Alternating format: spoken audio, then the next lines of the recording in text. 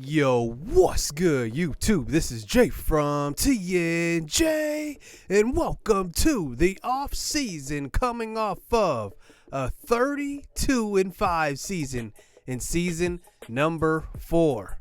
Now, we have a couple of departures. Obviously, the seniors, Zion Storm, Spratley, and CS Bands, but we have a surprise transfer in Kayshawn Cooper. I did not expect this at all. 2.9 points, 4.3 rebounds. He's been in the program for the last 2 seasons, and we redshirted him the first year, and we played him the second year, but he was not happy with his minutes. He transfers away.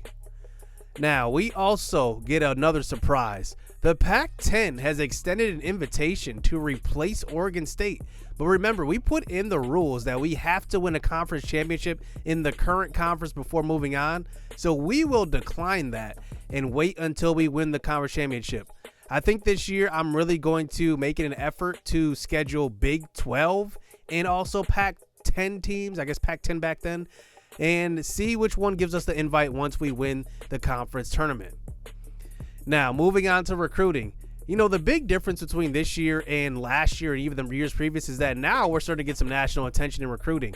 Our top recruit before this was Douglas Taylor. I believe he was ranked at 154. Now we have a lot of guys interested in the top 150. None really in the top 100, but between 100 and 150, we have a few guys. Malcolm Durham is first.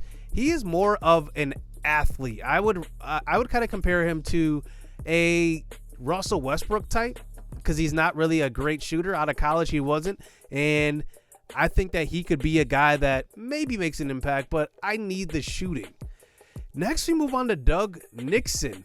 We decided to add all of the top guys into a target list of 10 guys. We have 4 scholarships, and Doug Nixon is at the top.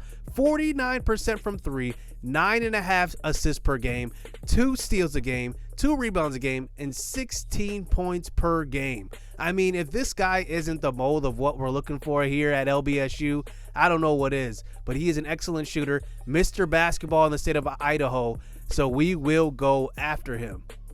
The next on our target list is a list of 10 guys. This is Bill Anthony. Now, he's not as athletic as Nixon is, but I think he's decent. He has pretty good scoring ability, but that shooting percentage being a little bit too low, I don't know if I should go after him. Next, we go after our second Mr. Basketball 2 in this offseason. How about Ty Postel shooting 53% from three-point land? That is incredible. Also averaging 4 blocks and 4 rebounds a game. I mean, that is amazing. I don't know how he gets that from a 6-foot shooting guard, but he does it. He will get our second scholarship.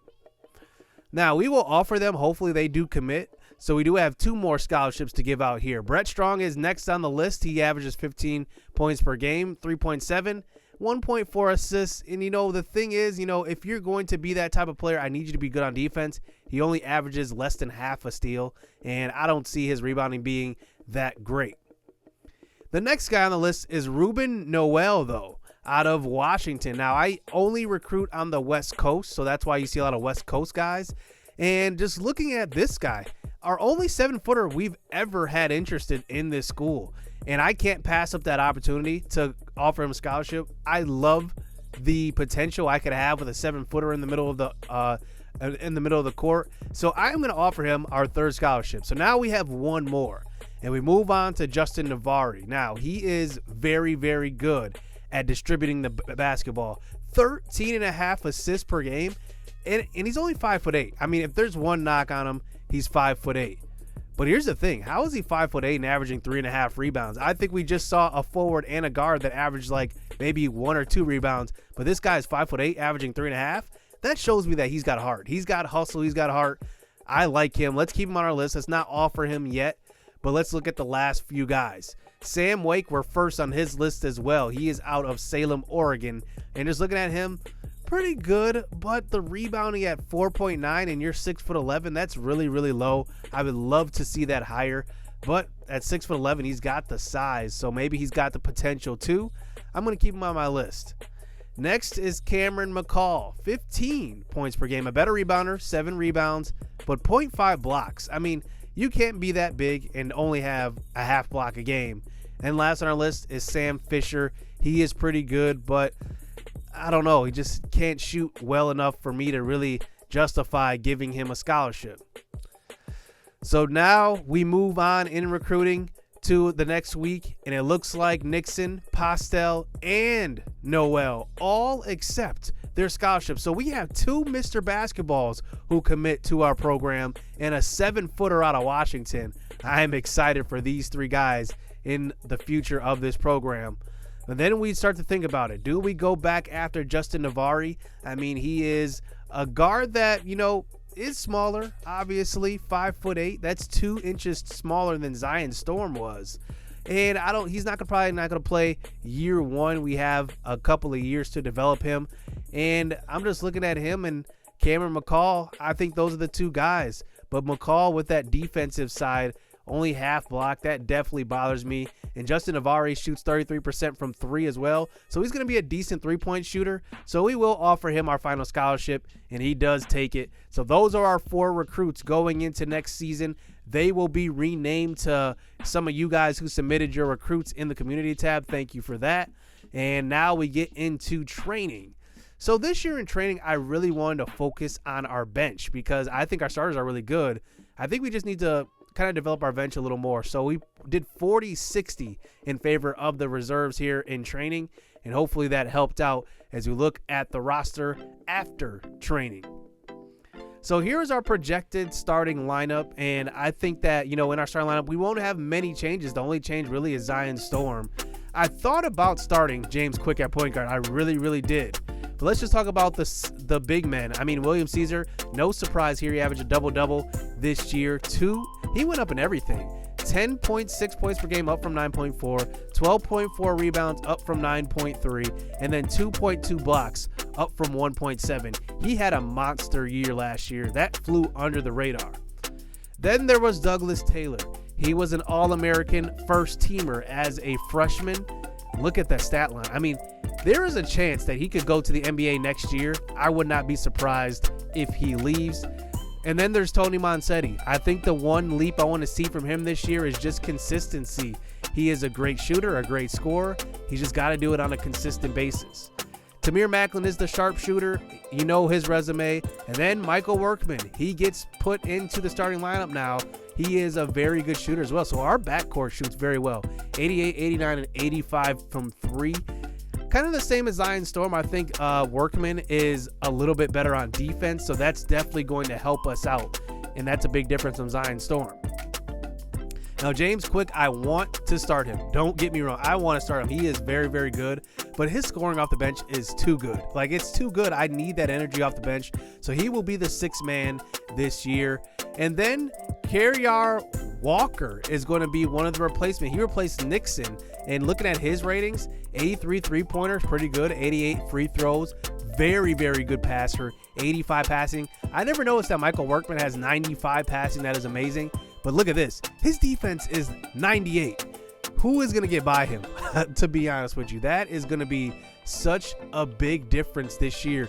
We have guards who are going to play awesome perimeter defense, and I am looking forward to that. He and Workman will be the primary ball handlers as far as point guards go.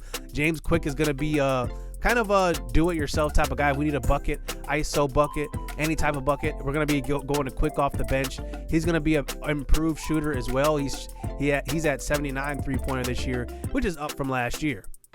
Now, our 7-footer we recruited is replaced by Solomon Teixeira. But one thing I love about him, 78 three-pointer.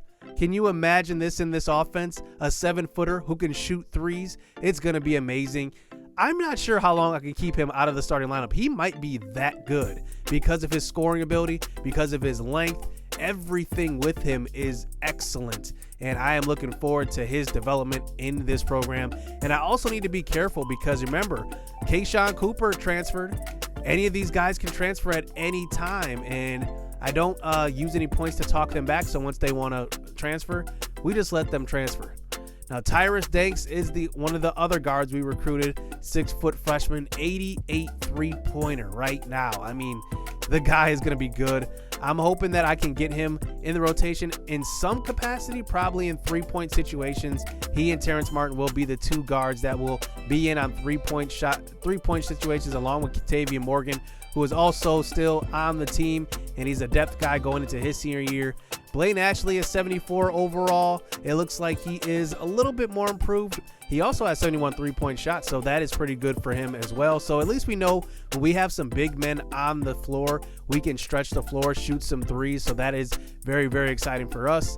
And then the freshman, the 5'8 freshman, is going to be renamed to Nick Miles. Now, he won't play in year one. He's going to sit probably on the bench and have more of a reserve role just in case of injury. We'll use him, and he could be the starting point guard of the future. I really like what he can do as far as his versatility. Only at 5'8", though. We're going to need to work on that. And then Morgan, I'm going to switch up. I'm going to put him in the rotation. I'm probably going to replace Martin because I like Morgan a little bit better than Martin. I'm not really sure.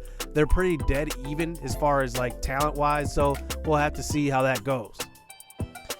So let's talk about scheduling. And this year was different. You know, in the years previous, I tried to play tougher opponents, and they didn't want to play me because I was too weak. This year, it's the opposite. I want to play Big 12 and Pac-12 opponents, but they declined the invitation because we're too strong. Isn't that crazy? So now we do get an invitation here this year once again, the 2024 NIT season tip-off tournament. So we will accept that. I'm planning on not being in the NIT this year, but we'll play in the preseason NIT. Why not? Accept that. That will be our first game here in Season 5. Now, let's go to our schedule now. We tried to schedule the toughest schedule we could, and we did. 3 stars. Years previous is only 1 star, so we did a good job. We're progressing here. Coming off of a 32-5 record, it's pretty tough that, you know, some of these good teams in the bad, or I guess bad teams in the good conference won't even play us. We play Texas, Stanford, so we play a couple of ranked teams early on. And then we also play the defending national champions on the road, UCLA, on Christmas Eve. They were the only top 10 team to accept one of our invites, so I'm happy that we face the defending national champions. I have that game circled on our calendar. That is going to be fun to watch. Can't wait to see that. If we beat them, we are now on the national map. So one more thing here in the offseason, we do have one upgrade, so we will upgrade our weight room. So we go up in strength, speed, and quickness +1, and we do have a little bit of while to go to upgrade the other facilities. So that is going to do it here in the offseason, and going into next season, we do have a preseason tournament, so we'll have to see. This is up to a 4-game tournament. So we do play Monmouth. How you say that? Monmouth? I don't know how to say that. In the first round, we are the 12 seed.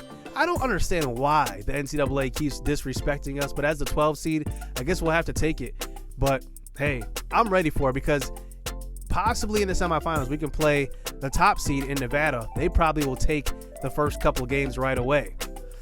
So now here we go into season 5. No more original walk-ons, no more Zion Storm, CS Band, Spratley. New faces, Workman in the starting lineup. And also, I'm excited for Teixeira, the 7-footer, coming off of the bench. He can shoot threes. He can stretch the floor. I'm really, really excited for that. So hit subscribe, hit that like button. Here we go into season 5. Stay tuned. Let's get it. Let's go. Back again like flu season. I broke records while loose leafing. I'm coming now, my roof leaving. Don't